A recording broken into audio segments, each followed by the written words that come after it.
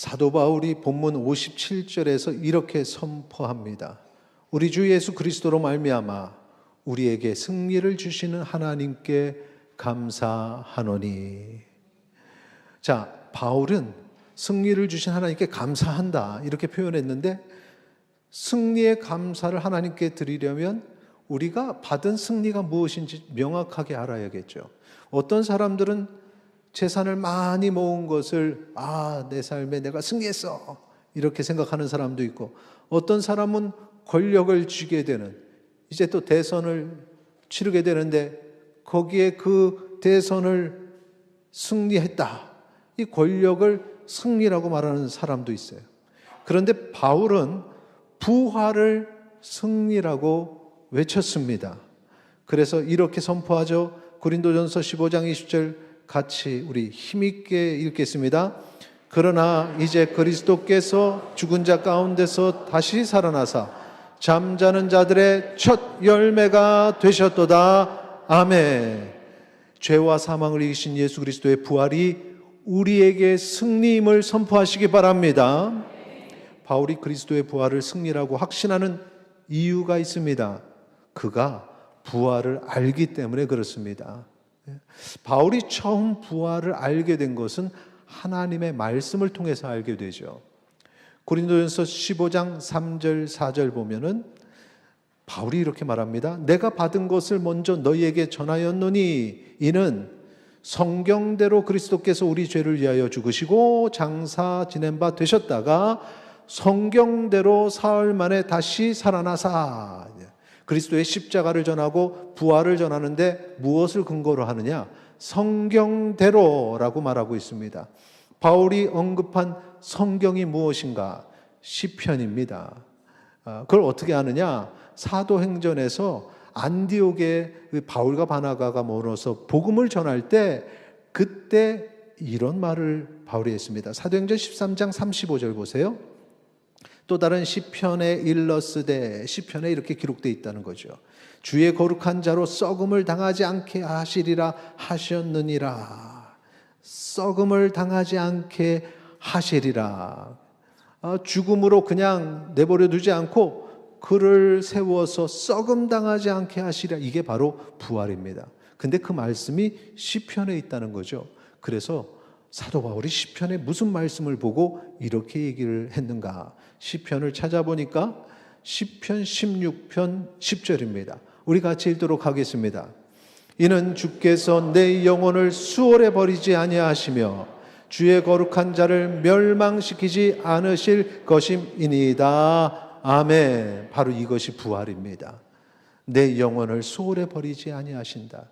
주의 영혼이 십자가 그 구속의 사역을 마치시고 그 우리의 죄를 지셨기에 수월해 저 깊은 곳에 들어가셨는데 거기에 버리지 아니하시고 다시 멸망시키지 아니하시고 그 수월에서 사망 권세에서 불러내신다. 이것이 부활인 것입니다. 그래서 시편에 이미 선포된 것이죠.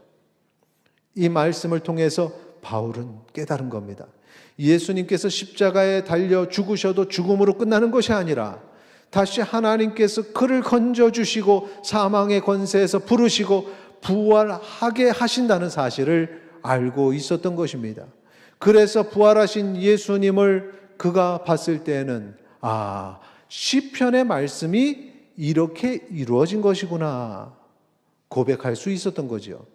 고린도전서 15장 5절에서부터 8절까지 바울이 이렇게 수없이 많은 사람들이 부활의 증인입니다 라고 얘기를 합니다. 같이 읽겠습니다.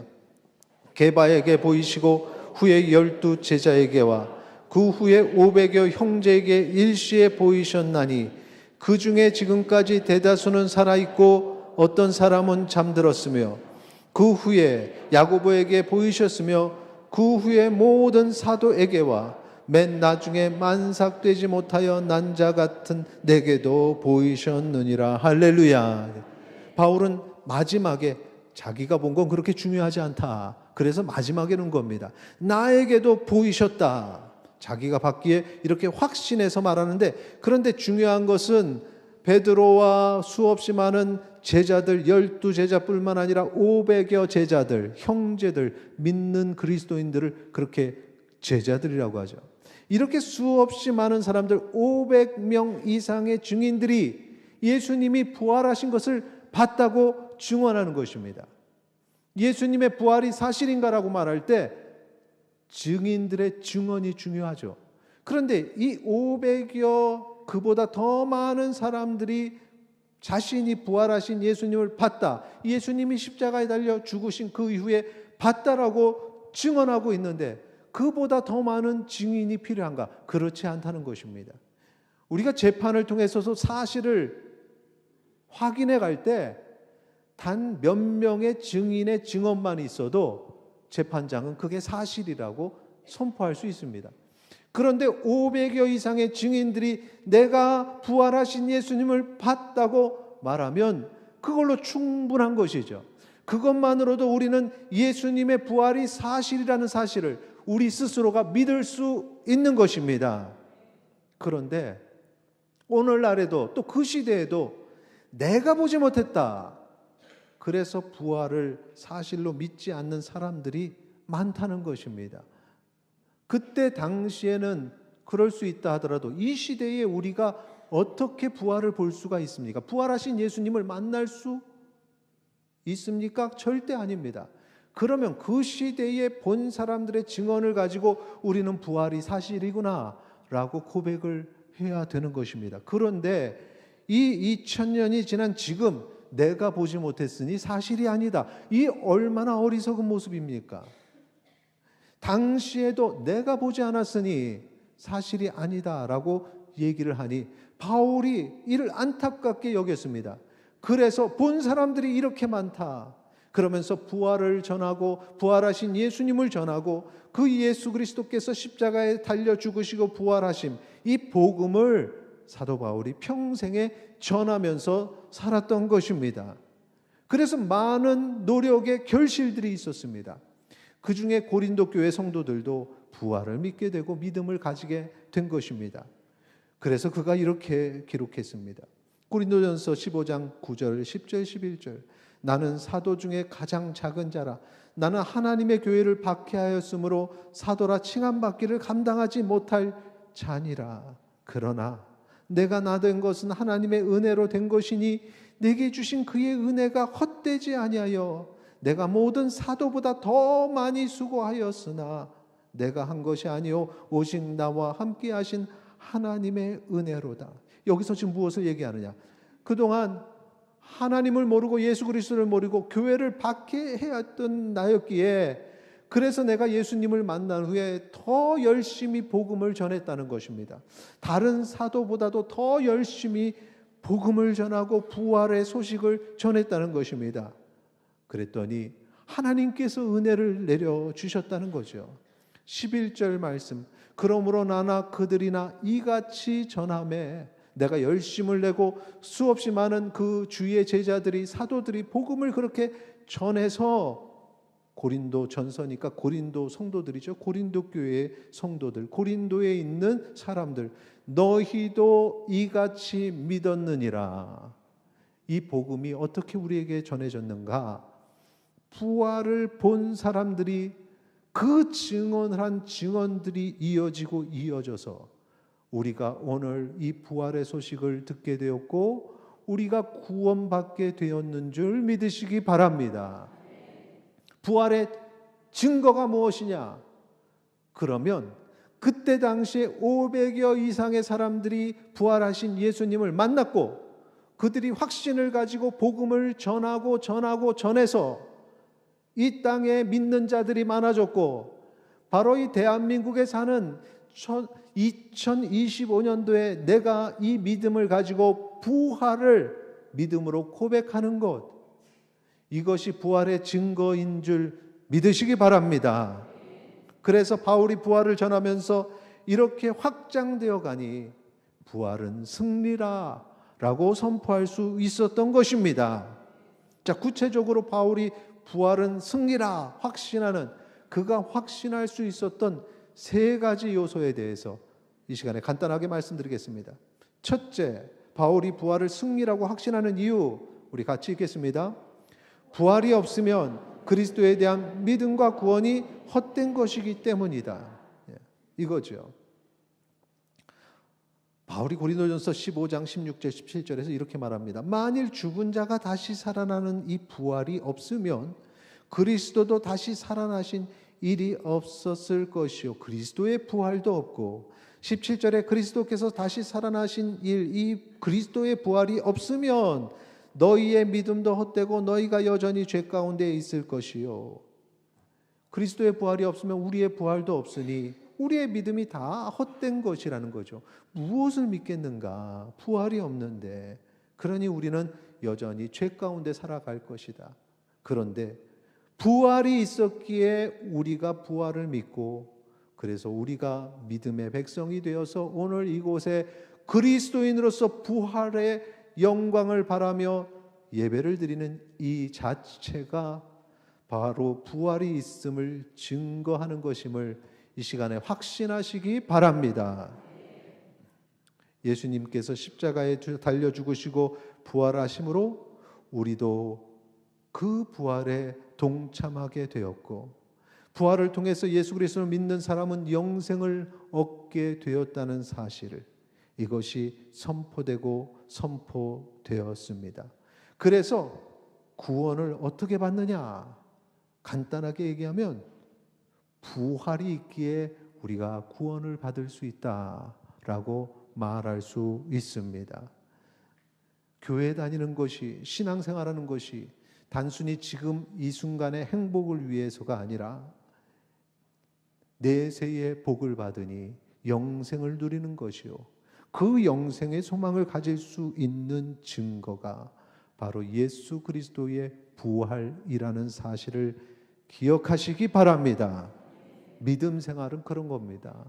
단순히 교회 나와서 사람들과 교제하고 예배 시간에 좋은 말씀 들어서 내가 위로를 받고 거기에 끝나는 것이 아닙니다. 우리의 죽음 이후의 영생의 구원을 받는 것, 우리도 부활에 동참하는 것, 이 부활이 없으면 믿음도 헛된 것인데 바로 부활이 있기에 우리의 믿음이 가치가 있는 것이라는 사실을 기억하시기 바랍니다.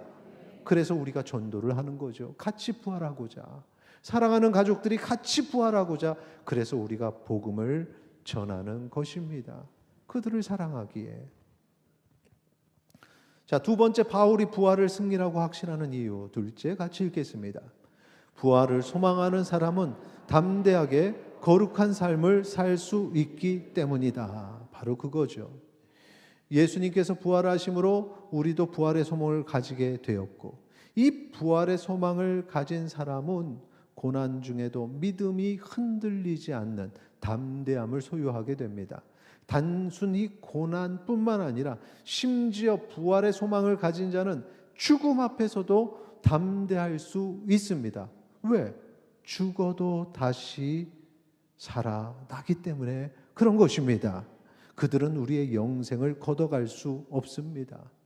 우리가 하나님 앞에 영생을 누리는 부활의 소망을 가지고 있다는 것은 세상에서 고난으로 우리를 쳐도, 세상의 유혹에서 우리를 미혹해도 거기에 다 거절하고 그것들을 이겨낼 수 있는 것입니다.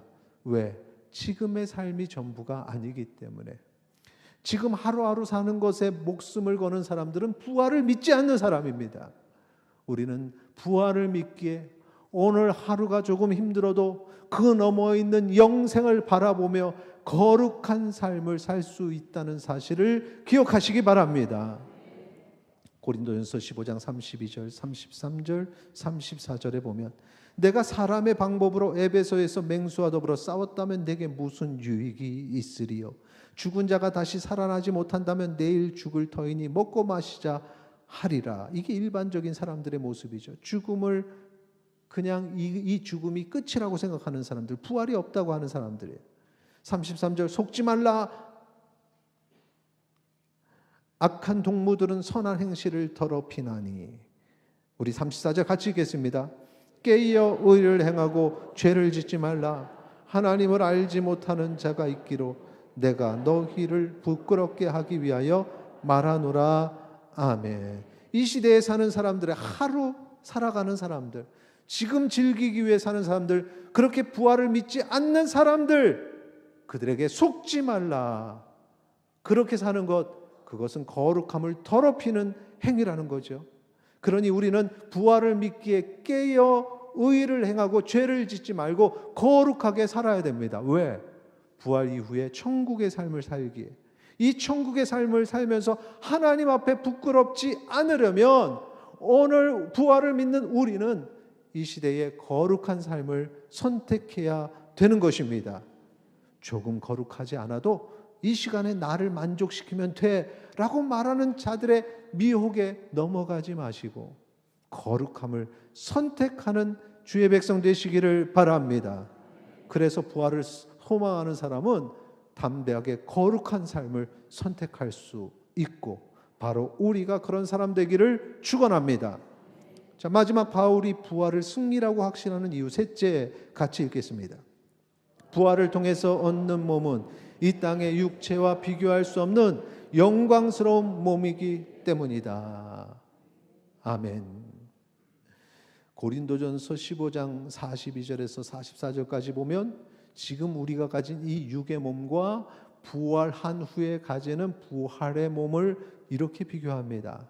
죽은 자의 부활도 그와 같으니 썩을 것으로 심고 썩지 아니할 것으로 다시 살아나며 욕된 것으로 심고 영광스러운 것으로 다시 살아나며 약한 것으로 심고 강한 것으로 다시 살아나며 육의 몸으로 심고 신령한 몸으로 다시 살아나나니 육의 몸이 있은즉도 영의 몸도 있느니라. 아멘. 육의 몸이 지금 이 몸이죠. 영의 몸이 부활한 몸입니다. 이 말씀에 의하면 현재의 이 육의 몸은 썩을 것, 욕된 것, 약한 것입니다. 그러나 부활의 몸은 신령한 몸이 되어서 썩지 않습니다. 영광스러운 것이고 강한 것입니다. 그래서 우리가 현재 가진 이 육체는 연약해서 모두가 다 어느 순간에 병들고 연약해지고 또 어느 순간이 되면 다 흙으로 돌아가는 썩어 없어지는 몸이죠. 그런데 이 몸이 흙으로 돌아간다고 해서 끝이 아니라 우리는 부활의 몸을 얻게 되는데 그 몸은 강해서 썩지 않고 그래서 가장 아름다운 모습으로 하나님 앞에서 살아가게 되는 것입니다. 이 시간에 천국에 가실 때 우리는 이 연약한 몸이 아니라 그 강하고 아름답고 썩지 아니하는 부활의 몸으로 천국의 삶을 살아간다는 사실을 기억하고 이 육신에 우리의 마음을 두지 말고 부활하여 얻을 그 부활의 몸을 소망하면서 살아가는 주의 백성 되시기를 축원합니다. 우리 반주를 준비해 주시고 말씀을 정리하겠습니다. 자, 예수님께서 죽으시고 부활하심으로 인해서 우리의 믿음이 우리가 받는 이 구원이 진리가 되는 것입니다. 부활이 없으면 아무것도 아니라는 거죠. 그래서 이 부활을 믿고 소망하는 사람은 세속의 유혹, 작은 유혹을 물리칠 수 있습니다. 이 도전들을 이겨낼 수 있습니다. 세상에서 얻는 작은 환난과 고난을 이겨낼 수 있습니다. 그리고 우리는 거룩한 삶을 살 수 있는 것입니다. 그러므로 부활은 승리이라는 사실을 확신하고 고백하시기 바랍니다. 우리 같이 외치겠습니다. 부활은 승리이다. 부활은 승리이다.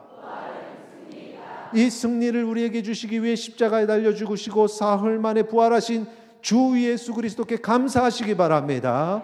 이 시간에 우리의 예배를 통해서 하나님께서 사망 권세를 이기고 승리케 하신 예수 그리스도만 바라보겠다고 고백하시기 바랍니다.